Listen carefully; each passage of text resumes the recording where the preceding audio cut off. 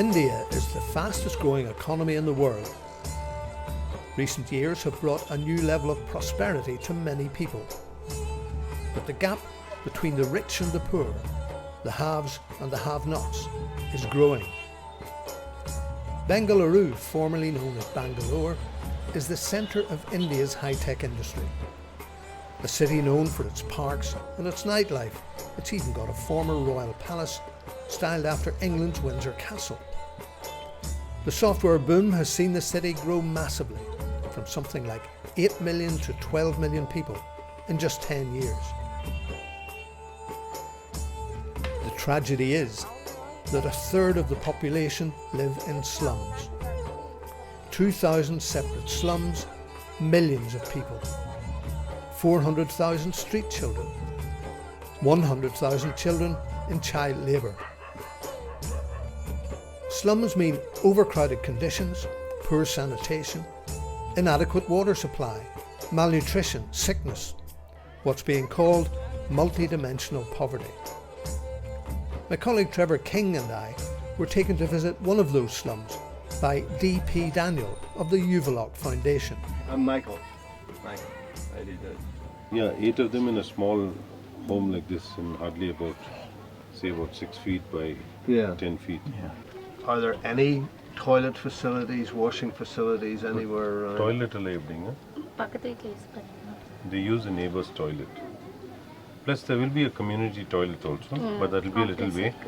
And all of them are girls, growing girls are there. So they have their challenges. Okay, well thank you very much for having us. Yes, okay, thank you. God bless you. Bye-bye.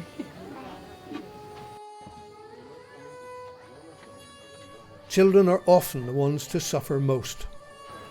Unable to break the cycle, they're destined to a life on the streets. But across India, many people are challenging that. Alongside government, churches and charities are bringing hope to many. And in Bengaluru, the Yuvalok Foundation is at the forefront. Its aim is to bring hope and opportunity.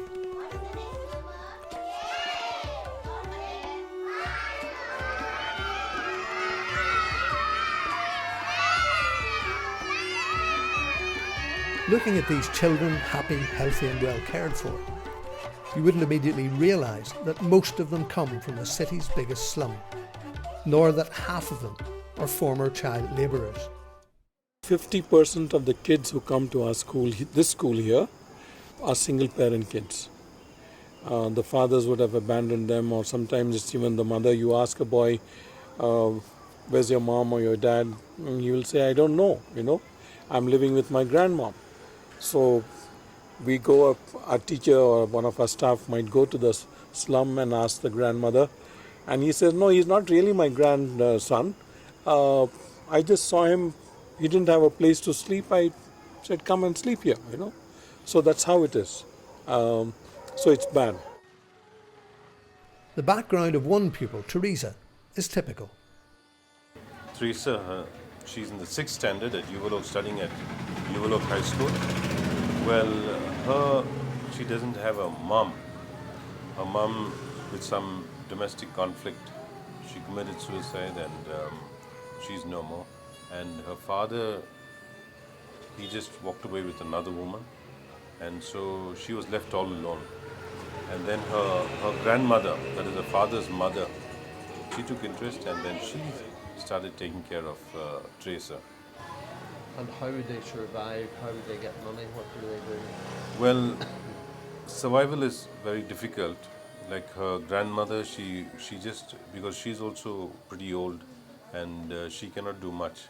So she just washes clothes for certain homes and earns small money, and with that she runs the family. So she's saying it's very difficult. I asked her, where's your stove? She's saying there's no stove because I can't buy one because they cook outside. Yeah. So and washing and toilet facilities? All outside. Yeah.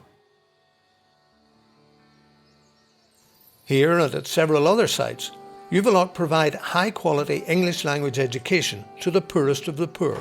What is aid? This school right now we have 505 on roll and the age is from 6 years to 16 years.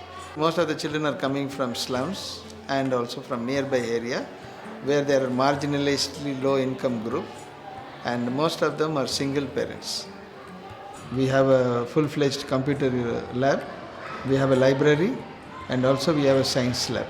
And we have an auditorium in the 4th floor where most of the time the children are being shown audiovisual which are related to their subject. So they are empowered. But Yuvalok provides a lot more than simply education. They realised that children's tiredness and lack of concentration arose from malnutrition. They had weekly hospital trips with sick children. So they now provide supplement fortified breakfast and lunch. 9-grain porridge. It's an organic stuff where 9 grains are mixed and a porridge is made out of milk and jaggery, to enhance the taste. So we started giving this porridge to the children, and for the lunch, he said we have to fortify the lunch with a nutrient, and that comes in small sachets. So we were adding that to the gravy, the stew that we make that goes with the rice. Before long, there was a noticeable difference. Once we started this meal, once we started this porridge in the morning and this nutrient in the afternoon, slowly we saw that children were, the frequency of falling sick started coming down.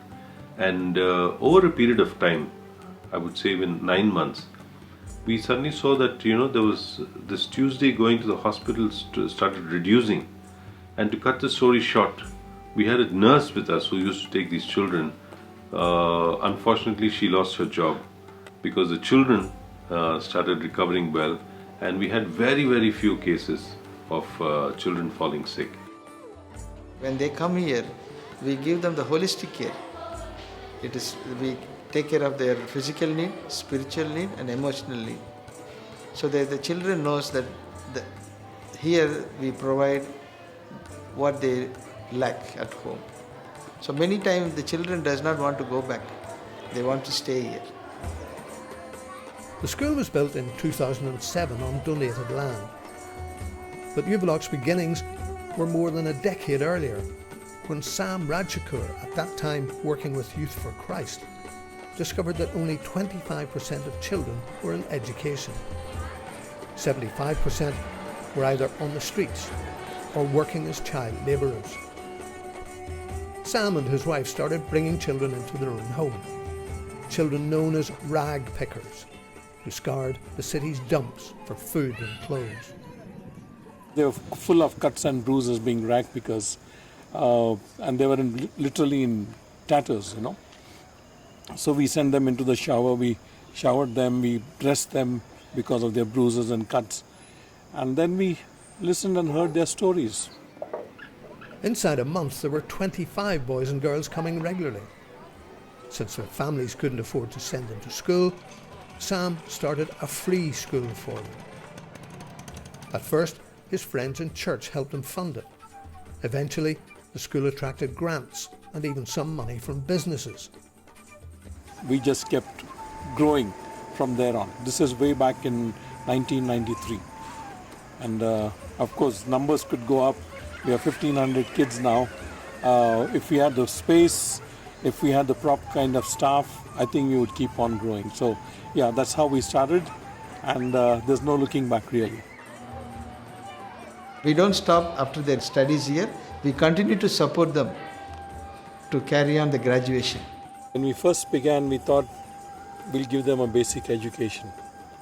But then later on, when they were completing school, some of them did so well in the examinations that they said, we want to do something higher, So we said, okay, are you willing to go to college? So they began to go to college, and a number of them now in college, not just in college, but they finished. And they have successful careers or jobs going on. And they're doing really well in life. Some of them have gone into technology. Some of them are in business. There's one guy being trained to be a chartered accountant. So that gives us the thrill, to see that they're interested and they've got a a long-term plan for their own lives. What is nutrition? In the past 15-16 years, we have seen number of cases. Children have gone to the next level where their economic power has gone up. They're able to look after their family. Many of them are in the corporate sector, earning a good salary, and some of them are pursuing medicine, and some of them are working as a software engineers. What began as a school has now expanded into nutrition, family health care, and projects training parents as well as children. The mothers come and it's not just telling them about the child, but we are also telling the mother, this is how you can be a good mother, this is how you can be an influential person in your own community. And that is how we started the Threads of Life project. We give them a training in tailoring and sewing.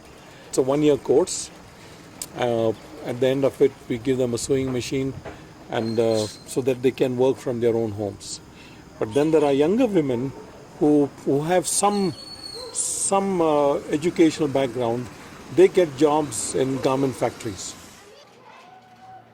And then we also tell them what we are doing.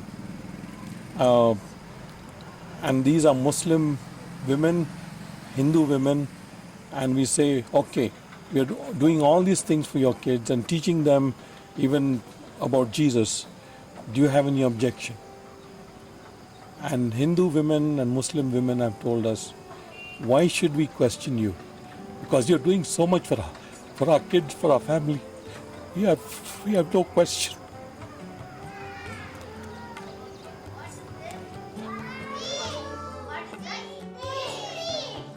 Yuvalok have already offered hope and opportunity to thousands of children who would otherwise have no option but living on the streets and perpetuating the cycle of poverty.